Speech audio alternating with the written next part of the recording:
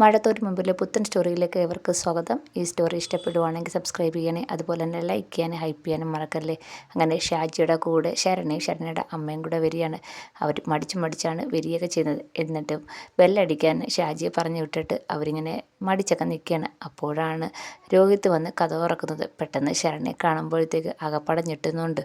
അപ്പോൾ ശരണ്യ കയറി ചെന്ന് ചോദിക്കുകയാണ്, എന്നെ മനസ്സിലായോ എന്ന് ചോദിക്കുകയാണ്. അപ്പം രോഹിത് ഇങ്ങനെ തലയാട്ടുന്നുണ്ട്. ഞാൻ ശരണ്യ, എനിക്കറിയാം എന്ന് രോഹിത് പറയുന്നുണ്ട്. അലീന ചേച്ചി എന്തിയെന്ന് ചോദിക്കുന്നുണ്ട്. അകത്തുണ്ട് ചേച്ചി, അകത്ത് കടപ്പാണെന്ന് പറയുകയാണ്. അപ്പം ചേച്ചിയെ കാണാനാണ് ഞാൻ വന്നത്, ചേച്ചിയെ ഞാൻ വിളിച്ചായിരുന്നു, വരുമെന്ന് പറഞ്ഞു എന്നുള്ള കാര്യം ശരണ്യ രോഹിത്തിൻ്റെ അടുത്ത് പറയാണ്. അപ്പോൾ രോഹിത് പറയാണ്, അകത്തേക്ക് വാ, അകത്ത് വന്നാലല്ലേ കാണാൻ പറ്റൂ.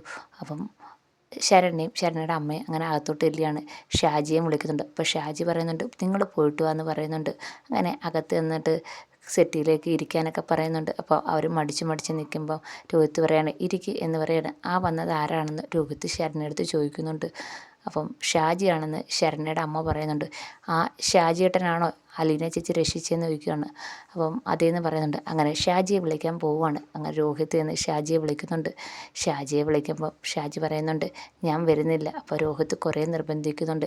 എനിക്കറിയാം ഷാജിയേട്ടനെ, അലീന ചേച്ചിയെ അന്ന് കോളനിയിൽ വന്നപ്പം എല്ലാവരും കൂടെ ഉപദ്രവിച്ചപ്പോൾ ഷാജിയേട്ടനെ രക്ഷിച്ചെന്ന് ഞാൻ അറിഞ്ഞ്. ഷാജിയേട്ടൻ ഇവിടെ നിന്ന് എന്താ അകത്തേക്ക് വരാനായിട്ട് രോഹിത്ത് കുറേ നിർബന്ധിക്കുന്നുണ്ട്. അപ്പോൾ ഷാജി പറയുന്നുണ്ട്, ഞാൻ വരുന്നില്ല, ഞാൻ ഇവിടെ നിന്നോളാം. ശരണ്യയ്ക്ക് ആ കൊച്ചിന് അലീനെ ഒന്ന് കാണണമെന്ന് പറഞ്ഞ് അങ്ങനെ കൊണ്ടുവന്നത്, ഞാൻ വരുന്നില്ല എന്ന് പറയാണ്. അങ്ങനെ കുറേ നിർബന്ധിച്ചിട്ടും ഷാജി വരുന്നില്ല. അപ്പോഴാണ് നമ്മുടെ ബബിത അങ്ങോട്ട് വരുന്നത്. ബബിത അങ്ങോട്ട് വരുമ്പോൾ ഹാളിൽ രണ്ടുപേരും ഇരിക്കുന്ന കാണുന്നുണ്ട്. അപ്പം രോഹിത്തിൻ്റെ അടുത്ത് ചോദിക്കുന്നുണ്ട്, ആരാ രോഹിയേട്ടാന്ന് ചോദിക്കുന്നുണ്ട്. ഇതാണ് ശരണി എന്ന് രോഹിത്ത് പറയാണ്. അങ്ങനെ ബബിത ഞെട്ടി ഇങ്ങനെ രോഹിത്തിനെ നോക്കുന്നുണ്ട്. ശരണയുടെ അമ്മയുണ്ട് പുറത്ത്, ഷാജിയേട്ടനും ഉണ്ട്. ഷാജിയേട്ടൻ അവരെ കൊണ്ടുവന്ന എന്താ വന്നതെന്ന് ബബിത രോഹിത്തിൻ്റെ അടുത്ത് ചോദിക്കുന്നുണ്ട്. ഒന്ന് പേടിച്ചാണ് ചോദിക്കുന്നത്. അത് അലീന ചേച്ചിയെ കാണാൻ വന്നത്, അലീന ചേച്ചിക്ക് സുഖമില്ലെന്ന് അറിഞ്ഞ്. അപ്പം ശരണയ്ക്ക് അലീന ചേച്ചിയെ കാണണമെന്ന് അങ്ങനെ വന്നതാണെന്ന് പറയാണ്. നീ ഒരു കാര്യം ചെയ്, അവരെയാണെങ്കിൽ അലീന ചേച്ചിയുടെ മുറിയിലോട്ടൊന്ന് കൊണ്ടുപോകും, അലീന ചേച്ചിയെ കാണിച്ചു കൊടുക്കാൻ പറയാണ്. അപ്പം ബബിത പറയാണ്, ഞാൻ കൊണ്ടുപോയി കാണിക്കാം എന്നും പറഞ്ഞുകൊണ്ട് ബബിത അങ്ങോട്ട് ചെല്ലുകയാണ്. അപ്പോൾ രോഹിത്ത് അങ്ങോട്ട് ചെല്ലുന്നുണ്ട്.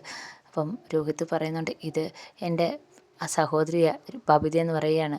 അപ്പം ബബിത പറയാണ്, വാ ഞാൻ അലീന ചേച്ചിയെ കാണിച്ചു തരാം എന്ന് പറയാണ്. അങ്ങനെ ബബിത ഭയങ്കര സ്നേഹത്തോടെ അവരോട് പെരുമാറുന്നുണ്ട്. അപ്പം ശരണയുടെ അമ്മ ആകപ്പാടെ ഇങ്ങനെ ഞെട്ടി നിൽക്കുകയാണ്. ഇവരൊന്നും ഇത്രയും സ്നേഹത്തോടെ പെരുമാറുമെന്ന് ഒരിക്കലും വിചാരിച്ചില്ല. അങ്ങനെ അവരെ രണ്ടുപേരെയും വിളിച്ചുകൊണ്ട് നേരെ മുറിയിലേക്ക് പോവുകയാണ്. അങ്ങനെ ഡോറ് തുറന്ന് ബബിത ചെല്ലുകയാണ്. അപ്പം വെയ്യാതെ ഇങ്ങനെ കട്ടിലേ ചാരിയിരിക്കുകയാണ് അലീന. അപ്പം താണ്ടേ അലീന ചേച്ചി താണ്ടേന്നും പറഞ്ഞുകൊണ്ട് ശരണയ്ക്ക് കാണിച്ചു കൊടുക്കുകയാണ്. അപ്പോൾ ശരണയെ കാണുന്ന അലീന ആകപ്പാട് ഞെട്ടുന്നുണ്ട്. മോളെ എന്ന് പറയാണ്. അപ്പോഴത്തേക്ക് ശരണയ്ക്ക് ഭയങ്കര സന്തോഷമാകുന്നുണ്ട്. ശരണയെ ഓടി വന്ന് അലീനയുടെ അടുത്തിരിക്കുകയാണ്. എന്നിട്ട് അലീനെ കെട്ടിപ്പിടിക്കുന്നുണ്ട്. അപ്പം അലീനയ്ക്ക് ഭയങ്കര സന്തോഷമാകുന്നുണ്ട്. അലീന പറയാണ്, മോള് ഇങ്ങോട്ട് വരുമെന്ന് ഞാൻ ഒരിക്കലും പ്രതീക്ഷിച്ചില്ല എന്ന് പറയാണ്. അപ്പോൾ ശരണ്യ പറയാണ്, എനിക്ക് ചേച്ചിയെ കാണാതിരിക്കാൻ പറ്റത്തില്ല, ചേച്ചി ഇത്രയും വേദ നടക്കുമ്പോൾ ഞാൻ എങ്ങനെ ചേച്ചിയെ കാണാതിരിക്കാൻ പറ്റുന്നതെന്ന് പറഞ്ഞുകൊണ്ട് ഭയങ്കര സങ്കടത്തോടെ കരയാണ്. ഇതൊക്കെ കാണുമ്പോൾ ശരണയുടെ അമ്മയ്ക്കും ഭയങ്കര സന്തോഷമാകുന്നുണ്ട്. അതുപോലെ ബബിതയ്ക്കൊക്കെ ഭയങ്കര സന്തോഷമാകുന്നുണ്ട്. ചേച്ചിയെ കാണാതെ എനിക്കിരിക്കാൻ പറ്റത്തില്ല, ചേച്ചിയോട് സംസാരിക്കാതിരിക്കാൻ പറ്റത്തില്ല എന്നൊക്കെ ശരണി പറയാണ്.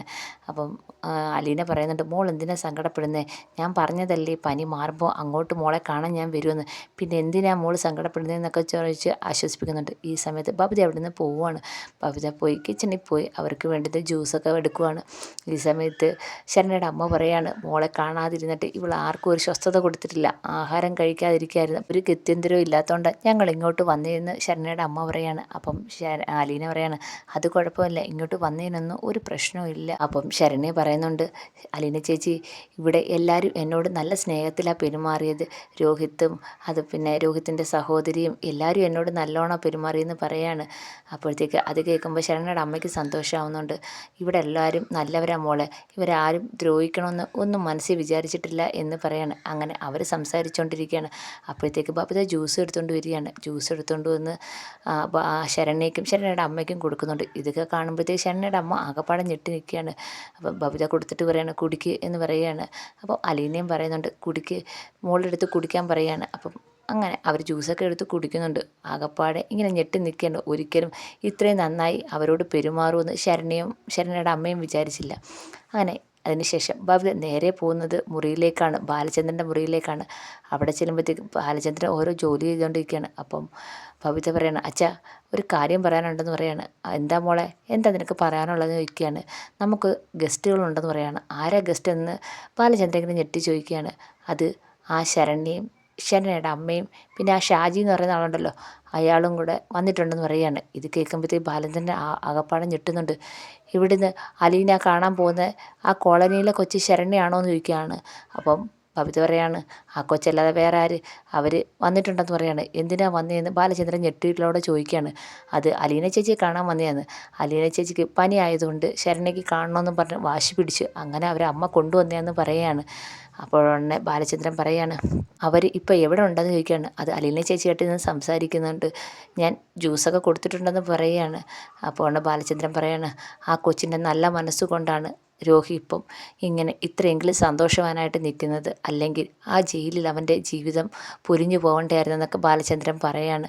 അവരെ ഒന്ന് കാണണമെന്ന് ബാലചന്ദ്രൻ പറയുന്നുണ്ട്.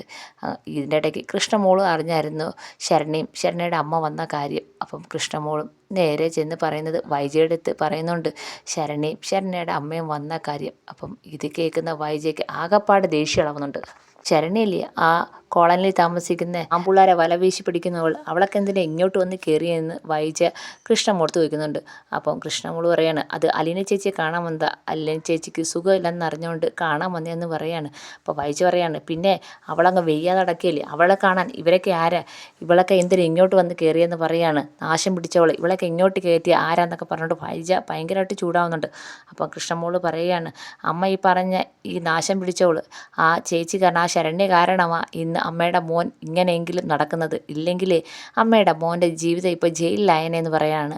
ആ കൊച്ചി കാണിച്ച ധൈര്യം കൊണ്ട് അമ്മയുടെ മോൻ പുറത്തിറങ്ങിയെന്ന് കൃഷ്ണൻ പറയുകയാണ്. പിന്നെ അവൻ തെറ്റൊന്നും ചെയ്തിട്ടില്ല, പിന്നെ എന്തിനാ അവൻ ജയിലിൽ കിടക്കുന്നതെന്ന് പറഞ്ഞു വൈജ ഓരോ ന്യായം ഇങ്ങനെ പറഞ്ഞുകൊണ്ടിരിക്കുകയാണ്. ഇതൊക്കെ കേൾക്കുമ്പോഴത്തേക്ക് കൃഷ്ണമോൾക്ക് ആകപ്പാടെ ദേഷ്യം വരുന്നുണ്ട്. കൃഷ്ണമോള് പറയാണ്, അമ്മയോട് ഇത് പറയാൻ വന്ന് എന്നെ വേണ്ടി അടിക്കാൻ, അമ്മയാണെങ്കിൽ എന്തെങ്കിലുമൊക്കെ ചെയ്യ്, ഞാൻ അങ്ങ് പോവുക എന്ന് പറയാണ്. അവരപ്പുറത്തിരിപ്പുണ്ട്, എനിക്ക് ആവശ്യമില്ലാതെ അമ്മയോട് സംസാരിക്കാൻ താല്പര്യമില്ലെന്നും പറഞ്ഞുകൊണ്ട് കൃഷ്ണമോൾ അങ്ങ് പോവുകയാണ്. ഈ സമയത്ത് വൈജയ്ക്ക് നല്ല ദേഷ്യമുണ്ട്. ശരണ്യ അവിടെ വന്നതും അലീനെ കാണാൻ വന്നതും ഈ കാര്യത്തിനൊക്കെ നല്ല ദേഷ്യമുണ്ട് ശരണ്യയോട്. അങ്ങനെ ബാലചന്ദ്രൻ ഈ സമയത്ത് മോളിൽ നിന്ന് ഇറങ്ങി വരികയാണ്. അപ്പം അലീനെ അടുത്ത് സംസാരിച്ചതിന് ശേഷം ശരണ്യ പോകാനായിട്ട് ഒരുങ്ങുന്നുണ്ട്. അപ്പോൾ ശരണ്യയുടെ അമ്മ പറയുന്നുണ്ട്, നമ്മൾക്ക് പോവാം മോളെ, ഒത്തിരി നേരമായില്ലേ വന്നിട്ട് പോവാമെന്ന് പറയാണ്. അമ്മേ ഞാൻ ഇച്ചിരി നേരം കൂടെ അലീന ചേച്ചിയുടെ അടുത്ത് ഇരിക്കട്ടെ എന്നൊക്കെ പറയുന്നുണ്ട്. അപ്പോൾ ശരണ്യയുടെ അമ്മ പറയുന്നുണ്ട്, ഷാജി അവിടെ നിൽക്കുന്നുണ്ട്, നമ്മൾ കുറേ നേരം ഇരുന്ന് കഴിഞ്ഞാൽ ഷാജിയുടെ ഓട്ടം പോവും, നമുക്ക് പോകാം മോളെ, പനിയൊക്കെ മാറിക്കഴിയുമ്പോൾ അലീന നമ്മളെ കാണാൻ അങ്ങോട്ട് വരുമല്ലോ, പിന്നെ എന്തിനാ മോള് വിഷമിക്കുന്നതെന്നൊക്കെ പറയുന്നുണ്ട്. അങ്ങനെ ശരണ്യ അലീനയുടെ അടുത്ത് കെട്ടിപ്പിടിക്കുകയും ഉമ്മ കൊടുക്കുകയൊക്കെ ചെയ്തതിന് ശേഷം പോകാനായിട്ട് ഇറങ്ങുവാണ്. ഇറങ്ങി ഡോർ തുറന്ന് പുറത്തേക്ക് വരുമ്പോൾ ബാലചന്ദ്രനാണ് അവിടെ നിൽക്കുന്നത്. ബാലചന്ദ്രനെ കാണുമ്പോൾ ശരണ്യയുടെ അമ്മയൊന്ന് ഭയക്കുന്നുണ്ട്. അപ്പം ബാലചന്ദ്രനാണെങ്കിൽ ശരണ്യെ കാണുമ്പോൾ ഒരു സ്നേഹമൊക്കെ തോന്നുന്നുണ്ട്. അങ്ങനെ ശരണ്യയുടെ അടുത്തോട്ടൊക്കെ ചെല്ലുന്നുണ്ട്.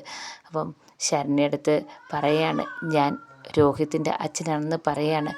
അപ്പം ശരണ്യ ഇങ്ങനെ ബാലചന്ദ്രനെ നോക്കുന്നുണ്ട്. മോള് അലീനെ കാണാൻ വന്നതാണോ എന്ന് ചോദിക്കുകയാണ്. അതെ എന്ന് പറയാണ്. അപ്പം പെട്ടെന്നാണെങ്കിൽ ബാലചന്ദ്രൻ ശരണ്യയുടെ കൈ പിടിച്ചിട്ട് പറയുക, എനിക്ക് മോളോട് നന്ദി പറയാനേ ഉള്ളൂ, എൻ്റെ മോൻ എന്തെങ്കിലും തെറ്റ് മോളോട് ചെയ്തിട്ടുണ്ടെങ്കിൽ മോള് പൊറുക്കണം. മോള് ആ കോടതിയിൽ കയറിയെന്ന് അത്ര ധൈര്യത്തോടെ സത്യം വിളിച്ച് പറയാൻ തോന്നിയ ആ മനസ്സ്, അതുകൊണ്ട് മാത്രമാണ് എൻ്റെ മോൻ ഇപ്പം ജയിലിന് മോചിതനായത്. മോളുടെ വലിയ മനസ്സിന് ഞാൻ നന്ദി പറയുന്നതെന്ന് പറഞ്ഞുകൊണ്ട് ബാലചന്ദ്രൻ ശരണ്യയുടെ മുന്നിൽ കൈ കൂപ്പിയാണ്. ഇത് കാണുമ്പോഴത്തേക്ക് ശരണ്യയുടെ അമ്മ ആകപ്പാടെ ഞെട്ടുന്നുണ്ട്, അതേപോലെ സന്തോഷം തോന്നുന്നുണ്ട്. മോൾ അത്രയും ധൈര്യം കാണിച്ചില്ലായിരുന്നെങ്കിൽ എൻ്റെ മോൻ ഇപ്പോഴും ജയിലിലായേനെ എന്ന് പറയുകയാണ്. അതുകൊണ്ട് മോക്കോട് എത്ര നന്ദി പറഞ്ഞാലും മതി വരത്തില്ല എന്നും പറഞ്ഞുകൊണ്ട് ബാലചന്ദ്രൻ ശരണ്യയുടെ കൈ പിടിച്ച് ഇങ്ങനെ നന്ദി പറയാണ്. ഇത് കണ്ട് ശരണ്യയുടെ അമ്മയ്ക്ക് ഭയങ്കര സന്തോഷവുമാണ്.